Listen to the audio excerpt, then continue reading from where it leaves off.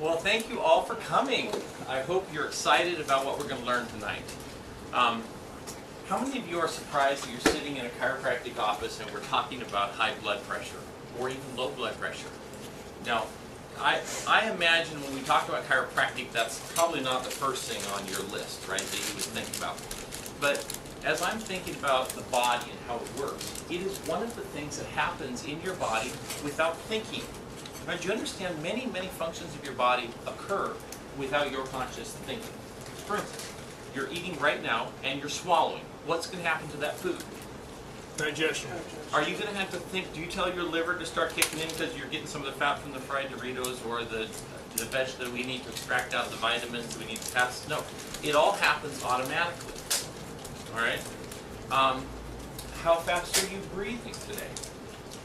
How cold are you? If you're hot, if you're puffed because you're feeling the warmth, some people are I'm pleasantly comfortable here. It could be hotter and I would be happier, right? You understand that some of you are probably miserable that it's this warm, okay? But the body's perception of the temperature and how it responds to it is something that also happens automatically. And we don't spend a lot of time talking about these sorts of things. And this is my life, and this is restoring nerve flow in your body so that the functions of your body can happen the way God intended them to happen. So when we think about blood pressure, in my mind, that's no different than talking about the nerves that control your breathing. For instance, the nerve that makes your diaphragm go up and down every time you take a breath is the phrenic nerve, and it branches out of your neck at C4. So if there's something wrong in your neck, you might actually be taking shallow breaths and not get enough oxygen to your body, and some things could be happening because you're just not quite at 100%, right? These sorts of things, you go, oh, so blood pressure is really fascinating. And I want to read, I've got an article. This was published in 2007. Have you guys heard some of the research that's been published about blood pressure and chiropractic? It's not getting a lot of wide press because there isn't, let me be gracious about this. The companies that benefit from prescribing drugs to keep your blood pressure lowered would be the pharmaceutical companies, right? And if people go to something that reduces your need for the medicine, do you realize they would just as soon that information not get out, right? You understand? So one of the reasons you're here today is you're going to get some information that exists, but you probably have not heard about. All right. So here's a study, and this was published March 16 of 2007. And here's the study. It said chiropractic cuts blood pressure is the topic of this thing. So a special chiropractic adjustment can significantly lower blood pressure. A placebo-controlled study suggests.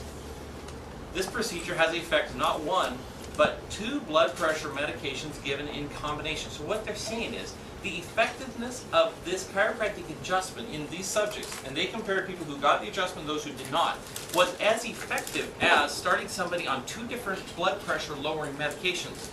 All right? So you could extrapolate this the other way and say, you mean you could start these chiropractic adjustments, get off of 2 medicines, right? You understand kind of what that really means? So this George Barkas is a medical doctor, and he was Telus Web, but this was off of WebMD. And it seems to be adverse event free. We saw no side effects and no problems, adds this medical doctor who ran the study. And he was the director of the University of Chicago Hypertension Center. So 8 weeks after undergoing the procedure, 25 patients with early stage high blood pressure had significantly lower blood pressure than 25 similar patients who underwent a sham chiropractic adjustment. Because patients can't feel the technique, they were unable to tell which group they were in. X-rays showed that the procedure realigned the atlas vertebra. You know which one that is? Yes, atlas, top. So if you think about your skull, atlas is the one that holds the world, essentially. So C1, so these are numbered and a few of them are named. Isn't that kind of fun? So C1 also goes by the name of atlas. And the reason is because the skull rests on atlas, which is shaped like a donut. And this particular group, this approaching chiropractic that this study was based on, they do most of their alignments to either bone number 1 or bone number 2. And they really picked bone number 1. So we're going to have to talk about how could working on bone number 1 affect your blood pressure. It's kind of interesting when we get to that. But with the spinally treated patients, but not the sham patients. So compared to the sham treated patients, those who got the real procedure saw an average of 14 millimeter of mercury drop in systolic blood pressure, which was the top. and an average of 8 millimeter of mercury greater drop in diastolic blood pressure, which is the bottom number. None of the patients took blood pressure medicine during the 8-week study. When the statistician brought me the data, I actually didn't believe it. It was way too good to be true, says this medical doctor. The statistician said, I don't even believe it, but we checked for everything, and there it was. So Beckers and the colleagues reported their findings in the advanced online issue of the Journal of Human Hypertension. So anyhow, so it's kind of an interesting thing. They go in to talk a little bit about this thing. And so that's why here you are in a chiropractic office. So I think this makes sense for us to spend a little bit of time kind of reflecting on this. The procedure calls for adjustment of the C1 vertebra. It's called the atlas vertebra because it holds up the head, just as Atlas holds up the world in Greek mythology.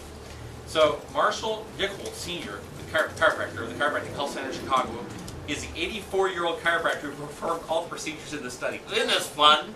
This chiropractor had the gumption to do a study like this, having this medical doctor published in the Journal of Hypertension is kind of cool. So he calls the atlas view of the fused box of the body. At the base of the brain are two centers that control all the muscles of the body. If you pinch the base of the brain, if the atlas gets locked into position as little as half a millimeter out of line, it doesn't cause any pain, but it upsets these centers.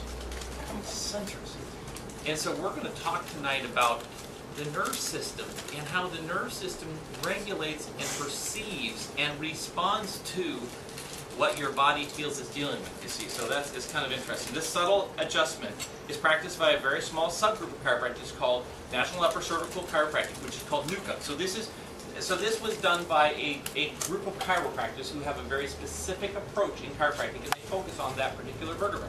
Now, we also utilize our table has the ability to really focus on those top two vertebrae. And like you notice the difference. One side is very important if we just do one or the other, and it makes a profound impact. And it really is surprising. I think most people don't understand how critical it is that we identify the alignment. So if there's even a subtle distortion in these top vertebrae, it's far more significant, I think, in many ways, more than we would even assume it would be. But so we're going to talk a little bit more as we go into this tonight. So does that kind of help you get a sense of what we're talking about? Now, when we talk about blood pressure, it's always given in two numbers. Do you understand why? Why would you say like 120 over 80? What does that? Why do we give it in two numbers? What does that mean? When it's pumping it out, it's the high top one. Yes. The lower one is the resting beat between beats, I think it is. Yeah. So if you think about this, the blood system. So we talk when the heart pumps. What is the maximum amount of pressure in your pipes? All right. That would be the top number. So that's at heart contraction. When that's the most your blood pressure ever gets to is when the heart pumps it. So that's what that top number is. Then as the heart is filling and it's relaxed, that's when your amount of blood pressure drops to its lowest amount, and that's the number that's the lower number. So you have a number, the higher number, and a lower number. Now, something has happened that I find fascinating in the field of hypertension or blood pressure regulation, and I am a little bit on the skeptical side, I have to admit. Okay, I see patients being put on blood pressure medicine because they have what they're calling pre-hypertension. You understand what I'm saying? It used to be that we would say 160, let's say if you were at 160, but the top number was anything over 165, then they would start getting worried about it. And then the lower number, like say the lower, we don't want any higher than 95, for instance. Well, what I'm finding is patients are going into their doctors, and let's say their blood pressure is 145 or 150. You know what the conversation is starting to be had? They're being told they really should go on medicine to lower their blood pressure even more. And I'm having a bit of a problem with that. I'm a little skeptical about it. Let's just put it that way.